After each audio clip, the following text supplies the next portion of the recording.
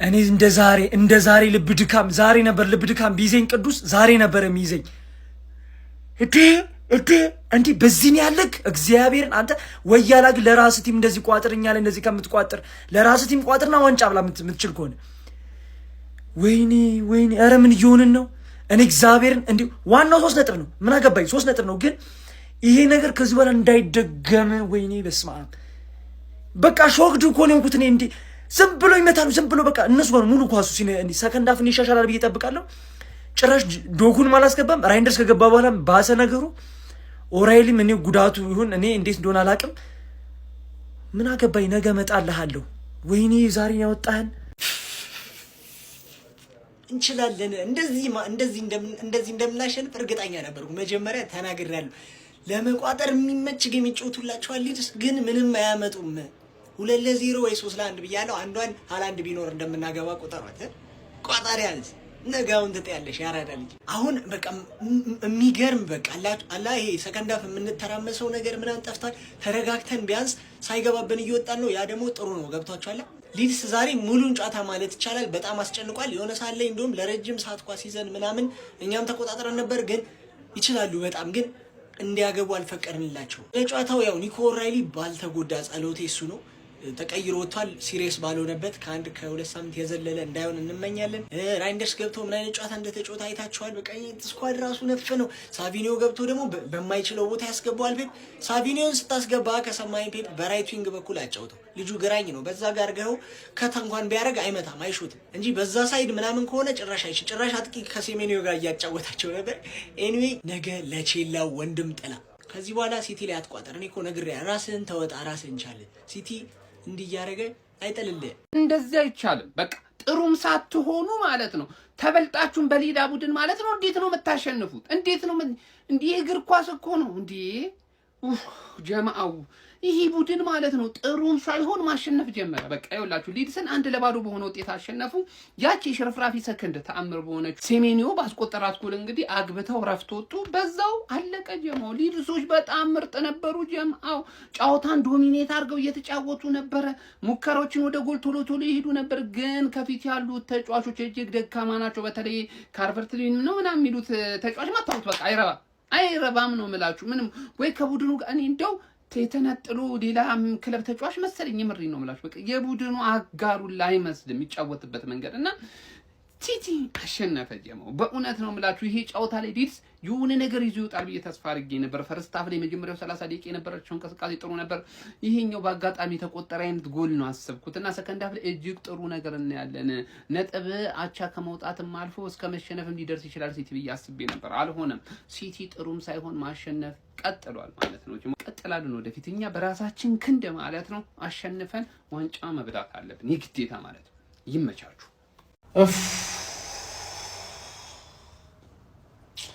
አላልፍልህ አለኝ እኮ በእናትህ ቋጠሮ ምን እሺ ነው በእናትህ። አሁን ፈርስት ሃፍ ያቺ ስህተት ብቻ በገባባችሁ በቃ በዛው አልቆ ወጣ።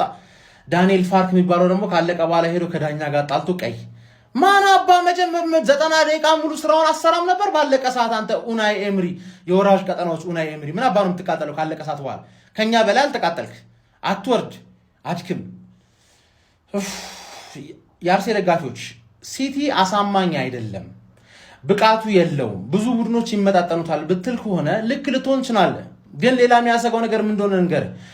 ትዝ የሚልህ ከሆነ አመቱ ሲጀመር እኮ ራሱ ይሄን ሲቲ አይተነው ነበር። ከዛ ዶራኑማ ተጨመረ፣ ተከላካዮቹ ባንዴ ቻሉ። አሁን ጎሂ እኮ ነው ያለው፣ ጎሂና ዲያዝ እኮ ነው ያሉት። የዛኔ እኮ 8 ጌም ሲያሸንፉ ጋቫርዲዮል እና ዲያዝ ነበሩ።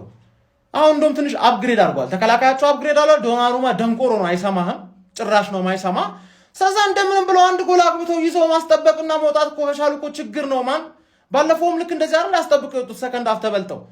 አረ ማን ችግር ውስጥ ነው አሁን። ነገ ሃንግማንን አሳማኝ አገራረፍ መግረፍ አለብን፣ አሳማኝ አገራረፍ ማለት ነው። እኔ በጣም አሁን በቃ ሲቲ ስለሚጥል አይደለም እኛ የምንበለው፣ እኛ ስለምንችል ብቻ ነው መብላት የምንችለው። እና እንደምንችል ነገ ማሳየት አለብን አባቴ፣ ነገ ማሳየት አለብን።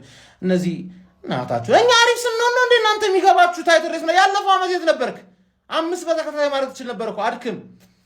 ወይኔ በእናትህ ግባለት ይላል። ምርጥ 3 ነጥብ እንዴት እንደሚጣፍጥ ጣፋጭ 3 ነጥብ። በስመ አብ ከባድ ጌም ነበረ። ግን የዋንጫ ቲም ስትሆን ሜንታሊቲ ሲኖር እንደዚህ አይነት ጌሞችን አሸንፈ ተወጣለህ ማለት ነው።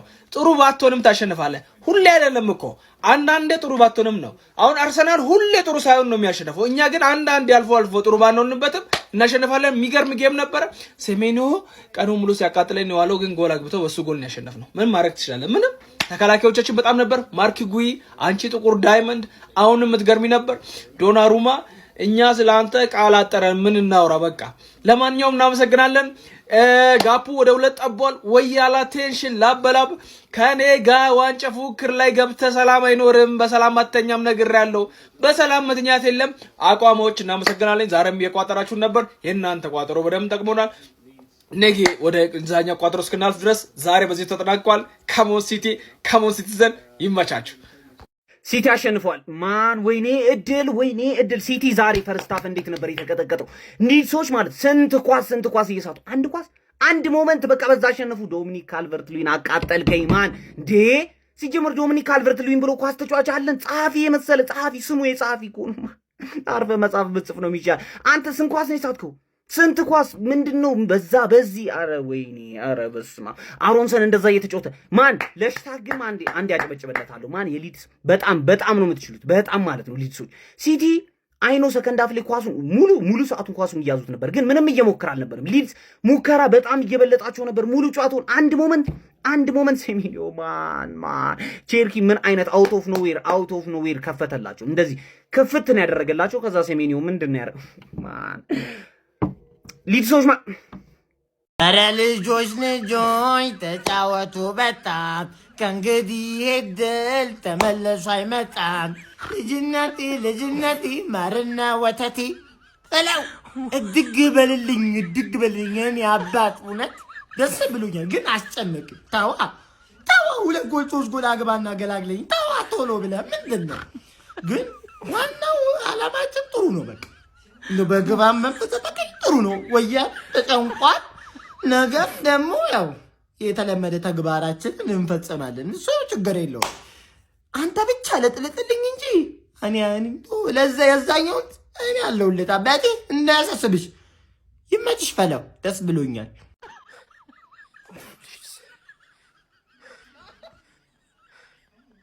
ኧረ ሊድስ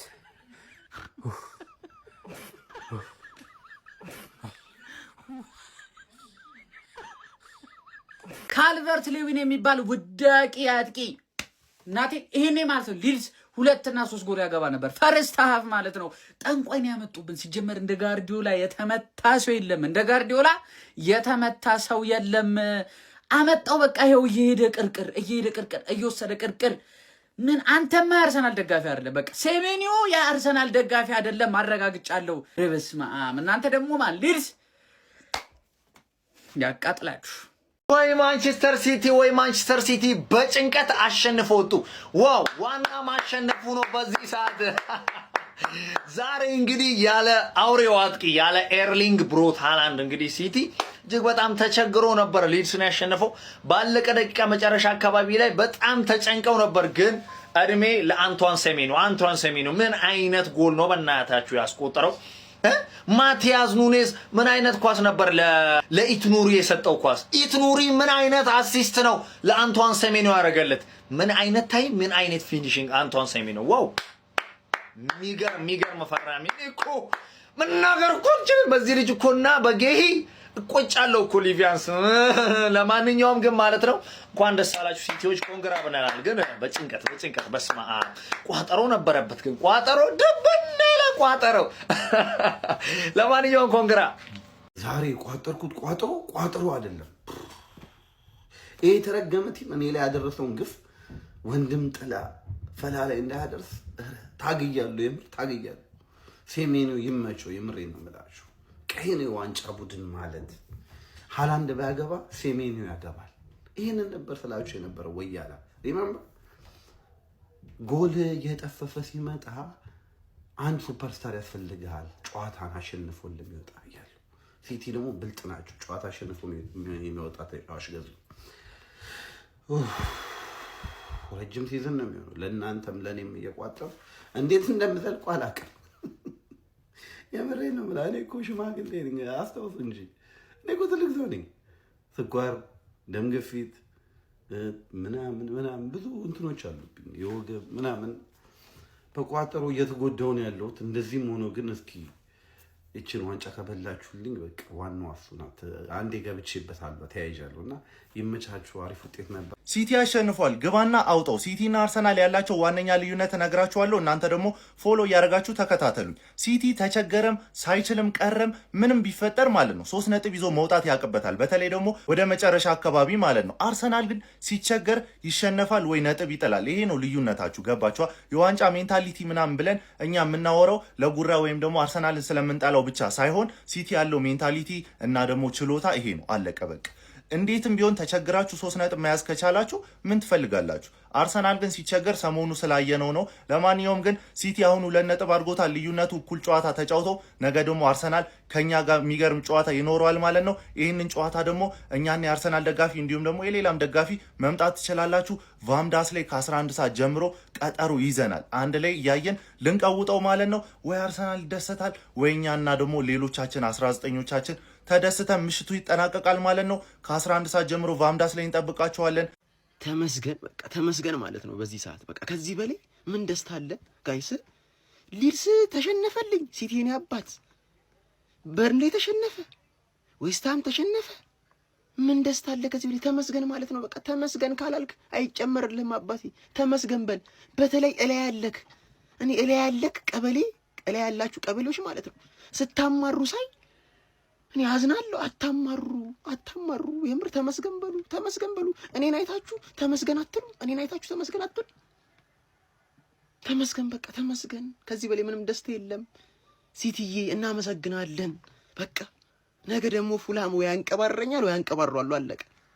እሺ ሲቲ አሸንፏል እንደምትመለከቱት፣ ግን ምንም አላማረኝም ጋይስ። ያለው ነገር ምንም የሚያስተማምን ነገር የለም። ምንድነው የተመለከትነው? ሲቲ በክርስቶስ። ለማንኛውም ያለው ነገር አላማረኝም እና ኢራን ገፊበት እስኪ በደንብ ያለው ነገር አስቀጥ። ምንም ምን አላማረኝም። እስኪና ኃይላብን ምናምን ሜንሽን አድርጓቸው፣ ኮሜንት ላይ ጠይቋቸው። እንግሊዝ እንዴት ነው አዝማሚያዋ እዚህ ጦርነት ላይ የመግባት እንደው ጭላንጭል ተስፋ ካላት ምናምን ጠይቁልን።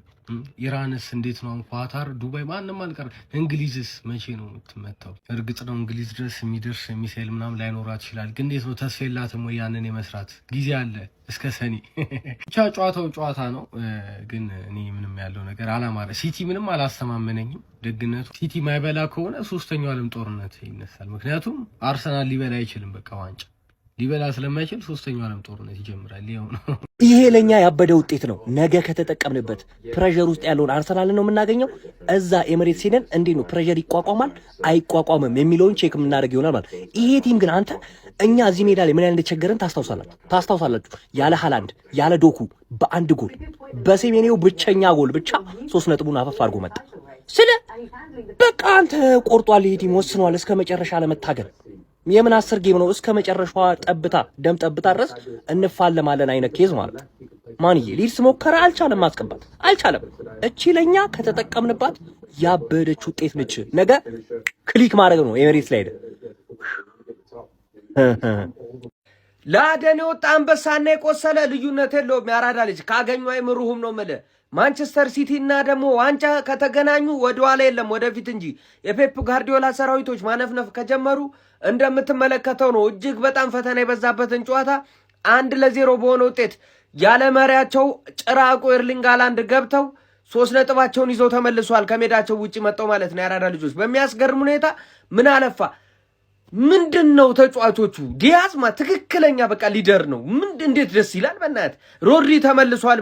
ጉዌቶ 5-6 ዓመት ከዚህ ቡድን ጋር ራሱን አብላልቶ የኖረ ነው ይመስለው። በውስጥ ታዋቂነት እዛ ክርስቲያን ፓላስ ያፏገረዝ የነበረ ነው ይመስለው። ወርቅ ጭቃ ውስጥና ከኩዮቹ ጋር ሲቀመጥ እንዴት እንደሚያምር በጉዌ ማየት ይቻላል ማለት ነው። በጣም ነው የሚለዩት ማለት ነው። ኑኔዝም ሆነ ኑሪም እጅግ በጣም አስገራሚ ነበሩ ማለት ኦሬሊቶ እኔ ምን ብዬ ልንገር በቃ እንዳለ ያስገርሙ ነበር የሲቲ ተጫዋቾች።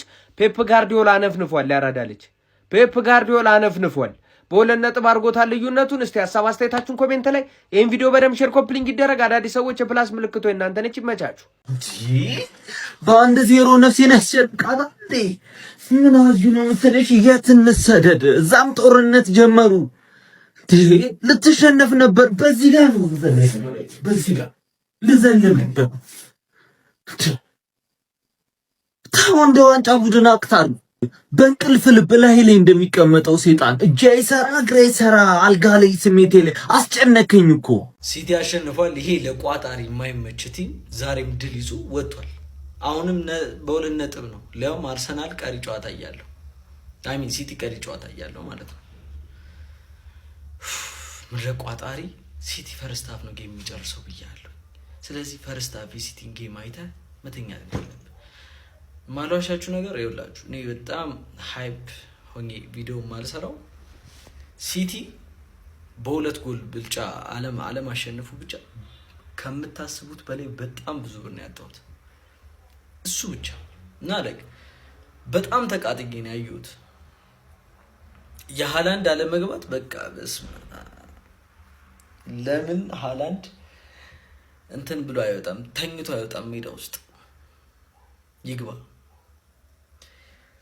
ለማንኛውም ኮንግራትስ የሲቲ ደጋፊዎች፣ ዊን አድርገናል።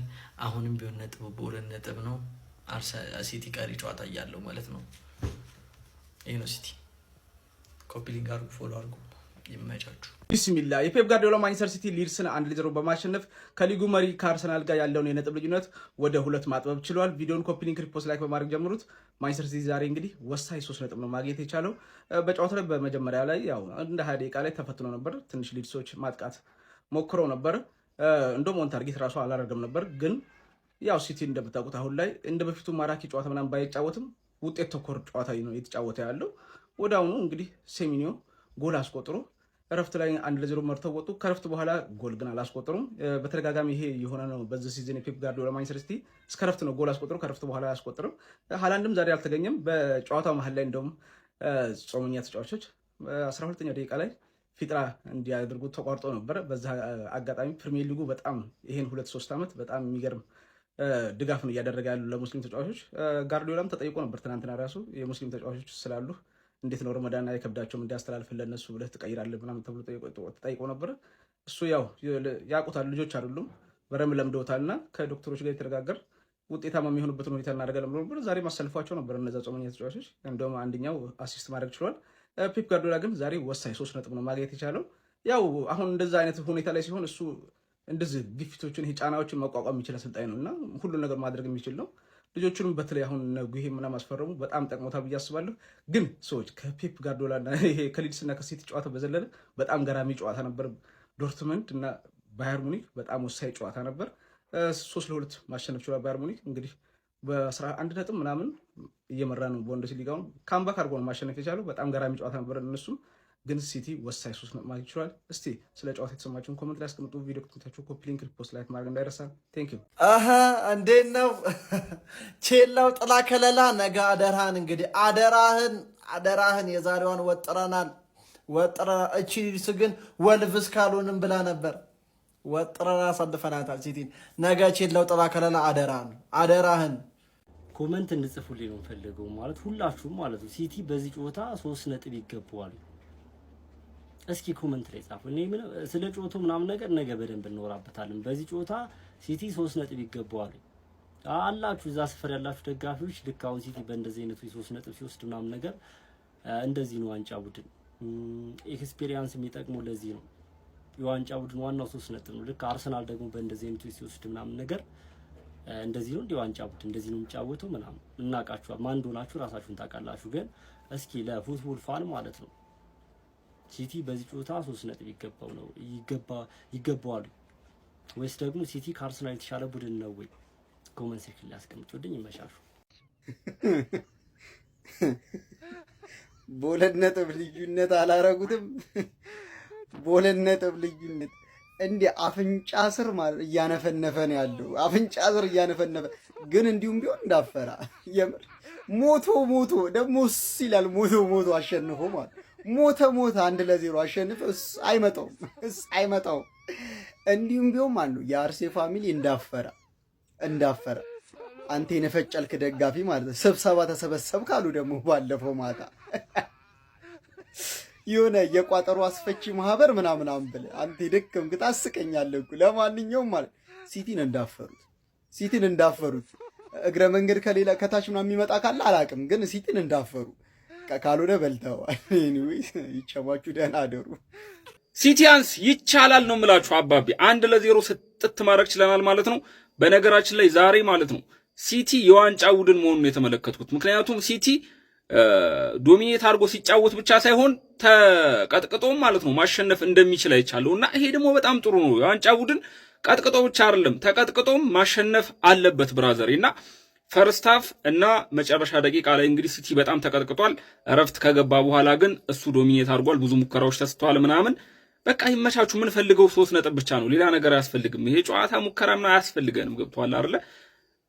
1 ጎል 3 ነጥብ ጨረስን። በቃ ነጥባችንን ወደ 2 አጥብበናል ማለት ነው።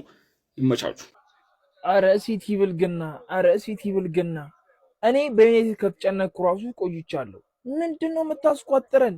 በሊድስ ሲጀመር ሊድስ የአርሰናል እናት ክለብ ነው። ለሷ ሲሆን 4-5 ይሰጣል። ይሄው ሲቲ ላይ ገገመ። ያ ጎል ባይገባ እኮ በቃ ቀልጠን ነበር ጋይስ፣ ቀልጠን ነበር። ዋናው 3 ነጥብ ነው። አሁን በ2 ነው። ቋጠሯችን ሰርቷል፣ ዛሬ ሰርቷል። የወያናው ጥቅም የሌለው ቋጠሮ የትም አልደረሰም ዛሬ ማለት ነው። አጸቋማልክ ጸቋማልክ እዛ እርስ በርስ ተግባምተህ ትቀመጣለህ፣ ምንም አታመጣም። ማን ሲቲ ዋንጫ ቲም እንደሆንክ ዛሬ አስመስክራል። በቃ አሪፍ ያልሆንክበት ጨዋታ፣ የተቸገርክበትን ጨዋታ እንደምንም ብለህ 3 ነጥብ ይዘህ መውጣት ማለት ነው። በቃ ይሄ ነው ጎረቤቴ፣ ይሄ ነው ማንቸስተር ከተማ ያስተማረች። እንደዚህ ነው በቃ this how it is done, this how we do it። ይመርስ ማን ሲቲ። ሴሜኞ ትችላለህ፣ ዶናሩማ አንተ ትለያለህ፣ በቃ ትለያለህ፣ እግዚአብሔርን ትለያለህ። ለማንኛውም ወደ 2 ነጥብ ጠቧል። ቼላው ነገር ስራህን ትሰራለህ ከጥምር ጦሩ ጥምር ጦሩ ከነገ ስራህን ትሰራልን አለ። በቃ ከዛ እኔ ወያላ እናሰርፈዋለን። ይመቻችሁ። ፈለግከውን ያክል ልትቋጠር ትችላለህ።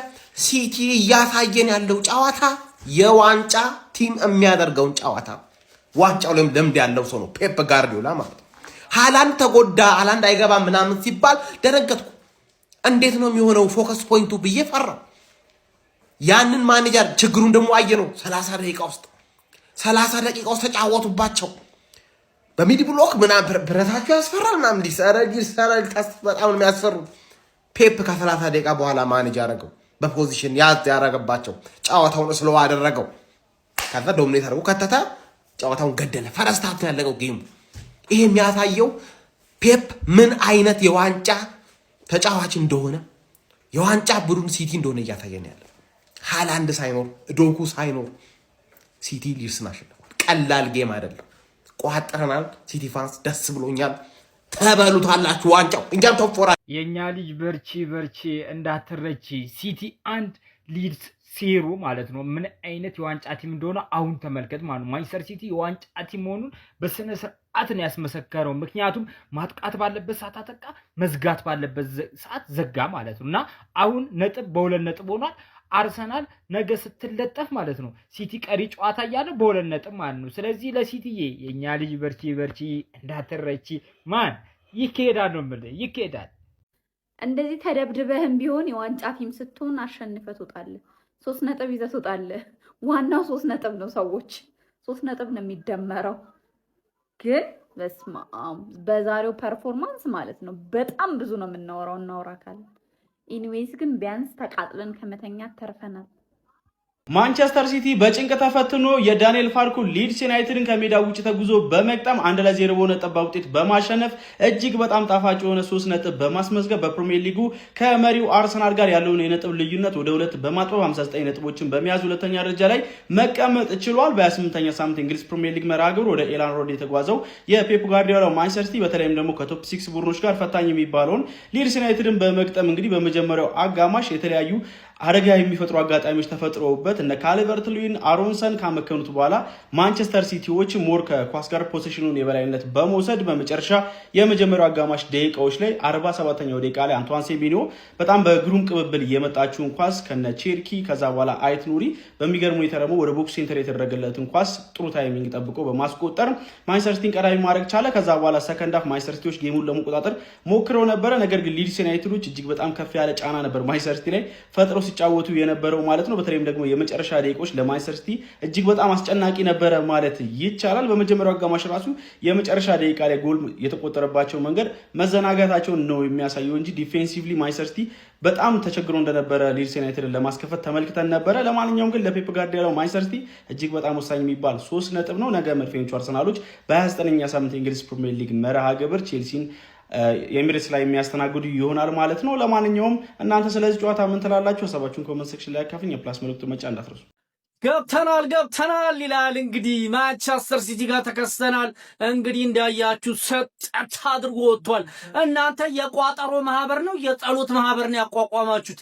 ምንድነው ገና በዛሬ የመጀመሪያ ቋጠሮ እንኳን ማሳካ ማህበር ምን ማለት ነው እንዴ? ነችና አንተ ጭንቀቱን አየሁት። ማንቸስተር ዩናይትድ በዚህ ልክ አስጨንቅም አባቴ። ዴንዴን ያስጨነቁን በመለቀ ሰዓት እኮ አንተ 6 ደቂቃ 7 ደቂቃ ነው የሆነው። 7 ደቂቃ ለምን አይነፋም ሁላ እስክንል ድረስ።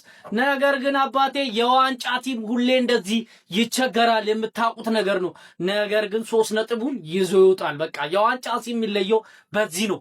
አያ እናንተ አንጥታችሁ 4 ምናምን አጉርሰዋል። ደርሶ መልስ 9 ምናምን አግብታችሁበታል እኮ ይሄ ቲም ላይ። ነገር ግን አባቴ ያ አስፈላጊ አይደለም። በቃ 3 ነጥቡን አሳክተ መውጣት ነው ዋናው ነገር። ለማንኛውም ግን ያቋቋማችሁት የቋጠሮ ማህበር ነው የጸሎት ማህበር? ይሄንን ራሳችሁን ጠይቁ። ለማንኛውም ለጀማው እንዲደርስ ሼር፣ ኮፒ ሊንክ፣ ሪፖስት ማድረጋችሁ እንዳይዘነጋ፣ ፎሎም እንዳይረሳ። ይቻማችሁ አራዳ ልጆች። ማንቸስተር ሲቲ እንግዲህ ሊድስን 1-0 ማሸነፍ ችሏል። የነጥብ ልዩነቱንም ወደ 2 ዝቅ አድርጎት ለሲቲም ጎሉን ያስቆጠረው ሰመን የሆነው 45+2 ላይ ነበር ያገባው። አርሰናል ነገ በለንደን ደርቢ ከቼልሲ ጋር የሚያደርጉት ጨዋታ እስከሚካሄድ ድረስ ነጥብ ልዩነቱ በ2 ሆኖ ይቆያል። አርሰናል ነገ የሚያሸንፍ ከሆነ የነጥብ ልዩነቱን ተመልሶ ወደ 5 የሚሰፋ ይሆናል። ነገር ግን ሲቲ 1 ጨዋታ ቀሪ ያለው ማለት ነው። ተቸግረህም ቢሆን ማሸነፍ ያለብህ ሰዓት አለ። 1-0 ምናምን እያሸነፍክ የምትሄደው ከ28ኛው ሳምንት በኋላ እሱን እኮ ነው እየወሩ ያለው። አሁን ሌላው ይቅር፣ ሁለቱም አርሰናልም ማንቸስተር ሲቲ 28 ጨዋታ ተጫውተው በ2 ነጥብ ልዩነት ነው። በ2 ነጥብ ልዩነት ላይ ቁጭ ብሎ ያለው ማን ሲቲ ነው? አርቴታ ነው? ጋርዲዮላ ነው? አርሰናል ነው? የትኛው ነው የዋንጫ ቡድን ነው? እሱ ነው ጥያቄ። በ2 ነጥብ ርቆት ማን ሲቲ ፈራ። በቃ እሱን እናወራበታለን። ማን ጥሩ ነበር የሚለው ብቻ ማን ሲቲ። ጋርዲዮላ በጥሩ የዝውውር መስኮት ባስፈረመው ተጫዋቹ ዛሬ ተርፎ መውጣት ይችላል ማለት ነው። በቃ እኔ ዛሬ ጋርዲዮላ ምን አይነት የዋንጫ ቡድን እንደሆነ በትክክል ያየሁበት ጊዜ ዛሬ ነው። በቃ ጋርዲዮላ ምን ያክል የፕሪሚየር ሊጉን ዋንጫ እንደሚፈልገው ያሳየበት ጊዜ ዛሬና ዛሬ ነው ብዬ ነው ማስበው። ማን ሊድስ ሲያስጨንቀው ዝጉ ማለት ከጀመረ ጋርዲዮላ ዋንጫውን በትክክል እንደሚበላ አምኗልም ፈልጎታልም ማለት ነው። በቃ ዛሬ እኔ ከሲቲ የተማርኩት በያየሁት ነገር በቃ ይሄን የአሁን ዓመት ከአርሴናል ጉሮሮም ቢሆን ነግጦ የና ዋንጫ እንደሚበላ በትክክል ያሳየበት ጨዋታ ነው ብንል ምንም ያካክድ አይደለም። በቃ ጋርዲዮላ ዛሬ በጣም የጥንቃቄ ጨዋታዎችን መጫወት ጀምሯል። አሁን በየጨዋታው ነጥብ መጣል እንደሌለበት በደም የተረዳበት ታይም ላይ ነው አለ እዛ ሚል ከሰከሰው አሰልጣኝ እንጂ ጋርዲዮላ በትክክል የና ዋንጫ እንደሚበላ ራሱን ያሳመነበት ጨዋታ ነበር ዛሬ። በዛ ላይ አዲስ የገዛቸው ተጫዋቾች በትክክል እየተጠቀሙበት ነው። ኑኔዝ ምን አይነት ተጫዋች ነው እየሆነ የመጣው ላይ በትክክል ቡስኬትን የሚተካ ተጫዋች እየሆነ ነው። ማን ኑኔዝ አሁን ወደ መስመሯ እየገባች ነው። የሚገርም ታይም እያሳለፈች ነው። ለማንኛውም ግን የጋርዲዮላ ሲቲ ዛሬ ተርፎ መውጣት ይችላል። ዛሬም ተርፎ ወጥቷል። ወደ ዋንጫው የሚያደርገውን ግስጋሴ አሁን ማስቀጥሎበታል። ይመች ሲቲ። አሁን ላይ ጋርዲዮላ እየተከተለ ያለው ስትራቴጂ ምን እንደሆነ ታውቃላችሁ? የትን ፍጩ ብቻ ዱቄቱን አምጪው የሚለው ነው። ይመቸው። አረ በስመ አብ። በቃ ሰከንድ ሃፍ ላይ ጌሙን ማኔጅ ለማድረግ የሞከረበት መንገድ በጣም ይለያል ነው የምላችሁ። እንደዚህ እኮ ያሎቹ እኮ እንደዚህ ጌም ማኔጅ ቢያደርጉ ኖሮ እስካሁን የጣሉት ነጥብ ይሄኔ ስንትና ስንት በ30 ምናምን ነጥብ ርቋቸው ነበር ሲቲዎች። ግን ጋርዲዮላ የዋንጫ አሰልጣኝ ስለሆነ እንዴት ጌም ማኔጅ ማድረግ እንዳለበት ስለሚያውቅ አየህ ስርስር እየተከተለ ነው።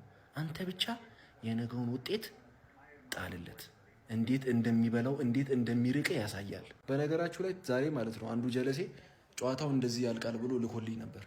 እኔ ምን አልኩት በኢንቦክስ እመነኝ፣ የዚህ ተቃራኒ ካልሆነ እመነኝ ብዬዋለሁ። የዛሬው አልፎልኛል፣ የነገው ነው የሚጠበቀው። እንግዲህ ቼላ ወንድም ጥላ አታሳፍረኝ። ይመቻችሁ። ለማንኛውም ፎሎ፣ ላይክ፣ ሼር ማድረግ እንዳይረሳ። ኧረ ወይኔ እናንተ 1 ጎልና 1 ሚስት እንደዚህ ነው የሚያስጨንቁት? ወይኔ ነፍሴ ወጣች እኮ እኔ ጾሜን አልጾምበት ፔፕ ተጫዋቾች እያሉ በ1 ጎል አግብተህ ትከላከላለህ? ኧረ ፔፕ ወይኔ ለማንኛውም ጋይስ አንድ ትክክለኛ የዋንጫ ተፎካካሪ ያለው ሜንታሊቲ ነው ዛሬ ያሳየ ነው። በቃ አለቀ። ተጫዋቾቹን ሴቭ ይሄኛው ጨዋታ ሳታሸንፍ ሌላ ጨዋታ እንትን አለ እንዴ? ቆይ ለማንኛውም ፔፕ ትንሽ አዝኜብሃለሁ። ቢያንስ ሰከንድ ሀፍ እነ ኩዛኖቭ እነ ዶኩ ነበሩ እኮ ለማንኛውም ጋይስ ጫናውን ተወጥተነዋል። አሁን ጫና ወደ አርሰናል። ሴሜኒዮ አንተ ማለት ነው እንደው የነካኸው ሙሉ ይበርክትልህ። አንድ ሚስት አይደለም 2 ሚስት ይስጥህ። አላሁ መሰሊ ሼር ኮፒ ሊንክ ሪፖስት አድርጉት ጋይስ፣ ይመቻችሁ። ባም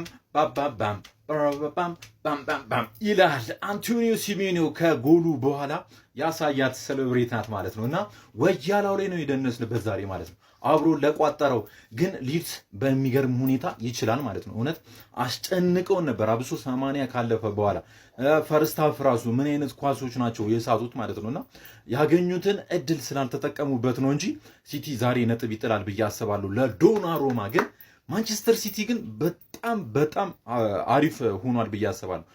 ዶናሩማ በጣም ምርጥ ዲፌንሳችን ማርክ ጉሄና ሮበን ዲያዝ ግን ትንሽ ቅር ያለኝ የፊት ለፊት መስመሩ ነበረ። ዱኩ ይገባል ብዬ አስቤ ነበር። ምክንያቱም ድሪብል አርጎ ወደ ውስጥ የሚገባ ተጫዋች አልነበረንም እና እሱን ይቀይረዋል ብዬ ነበረ። ሳቪኒዮን አስገብቶት ሳቪኒዮ ቢጫ ከማየት ውጪ ምንም ብዙም ያደረገው ነገር የለም ማለት ነው። ራይንደርስ ግን የተሻለ ተጫውቷል ከሳቪኒዮ ይልቅ ማለት ነው። ለማንኛውም 1-0 አሸንፈን ወያላውን ጉሮሮውን ይዘናል። ነገ ደግሞ ኮል ፓልመር እንደሚያስደስተን አልጠራጠርም ማለት ነው። ሲሜኒዮን ግን እንዴት አያችሁት? ባም አሸነፈን። ይህ ማብራት የለም ቤት ውስጥ እንዴት ቪዲዮ ልስራ? ገና እየገባሁ ነው ቤት። ይኸው ሪንግ ላይቴም እንደምታዩት ነው። በቃ ተናድጃለሁ። ለማንኛውም ግን አሸንፈናል። እንችላለን። እኛ ቋጥረን አሸንፈናል። በቃ 2 ነጥብ አድርገናል። ነገ ደግሞ አርሴ ነጥብ ትጥላለች እርግጠኛ ነኝ። ግባ እናውጣው። ሊድስን በቃ እንዲህ አይኑን እያዩት ፕሪሚየር ሊግ ነው። ወልቭስ ባለቀ ሰዓት አግብቶብናልና በቃ ምን ይታወቃል ይሄ ሞራጅ ቀጠና ነው ብዬ እንዲህ አይኑን እያዩት በቃ ይኸው ጨዋታው አለቀ። አሁን 60 ነጥብ ምናምኗን ቀንሱልን ወይ ደግሞ ቢያንስ ማለት ነው የፈለገ ክሱ ነፃ ቢሆን 5 ነጥብ የምታስቀንስ ክስ ግን ነፃ አይሆንም። በቃ ስለዚህ ወይ አላርለ ወሬ ብቻ መሆናችሁን ህዝቡም እንዳይሰለቸው 5 ነጥብ ቀንሳችሁ አጣሩልን። 50 ዓመት የሚፍጅ ከፈለገ ግን 5 ነጥብ ለተጠረጠረበት እንኳን ቢያንስ ስታስቡት 5 ነጥብ እንኳን ያህል 60ውን ነፃ ቢሆን የ5 ነጥብ ይጠፋል። ጉሂና ሴሜኒዮን እስከ ጥር እንደምንም በዳዴ ሄዶ ጥር ላይ ደረሰ። ጀግና ስለሆነ ጥር ላይ ማድረግ ያለበት ምን አደረገ አሰልጣኙ? ሴሜኒዮና ጉሂና መጣ። ሴሜኒዮ ይሄን 3 ነጥብ ሰጠ። 3 ነጥቧን እንዳይቀበሉ 1 ነጥብ እንዳይጋሩ ደግሞ ጉሂ ይከላከላል። አረኛስ የበሽታ መከላከል አቅማችን እየሞተ ነው በዚህ ክለብ። 61-59 ቀሪ 10 ጨዋታዎች ብቻ ይቀራሉ። ማንቸስተር ሲቲ እንደ ወርቅ በተፈተነበት በሊድሱ ጨዋታ ላይ 1-0 ከሜዳው ውጪ ወርቃማና በጣም ጣፋጭ የሆነ ድል አስመዝግቦ መመለስ ችሏል። ነገ መድፈኞቹ አርሰናሎች እንግዲህ ቼልሲን በሚገጥሙበት ጨዋታ አንድ ቀን ቀደም ብሎ ማንቸስተር ሲቲ ነጥቡን መልሶ ወደ 2 በማጥበብ እንግዲህ አርሰናል ላይ ጫና እየፈጠረ ይገኛል። አንገቱ ስር እየተነፈሰ ነው። አንቷን ሴሜኒዮ ብቸኛውን የማንቸስተር ሲቲ እጅግ ውድ ዋጋ ያላትን ጎል ያስቆጠረ ተጫዋች ነበር። 11 ጨዋታዎችን ለማንቸስተር ሲቲ አድርጎ 8 የጎል አስተዋጽኦችን ማድረግ ችሏል። 6 ጎል አስቆጥሮ 2 አሲስት ማድረግ ችሏል። ምን አይነት ድንቅ ፈራሚ ነው ጋይስ! አንቷን ሴሜኒዮ በጃንዋሪ የዝውውር መስኮት ወደ ማንቸስተር ሲቲ ተዘዋውሮ አዲስ መንፈስ አዲስ ህይወት በማንቸስተር ሲቲ ላይ የዘራ ተጫዋች ማለት ይቻላል። ለማንኛውም ማንቸስተር ሲቲ በሊድስ በአግባቡ ተፈትኖ ፈተናውን ግን አልፏል። ስለምሽቱ የማንቸስተር ሲቲ ድል ምን ትላላችሁ? የነገውን ተጠባቂ የአርሰናል ላይ ቼልሲ ጨዋታስ ማንም ያሸንፍ ይመስላችኋል? ሀሳብ አስተያየትና የጨዋታ ግምታችሁን ኮሜንት ሴክሽን ላይ አስቀምጡልኝ። ሜዳ ስፖርትን ፎሎ ማድረግ እንዳትረሱ።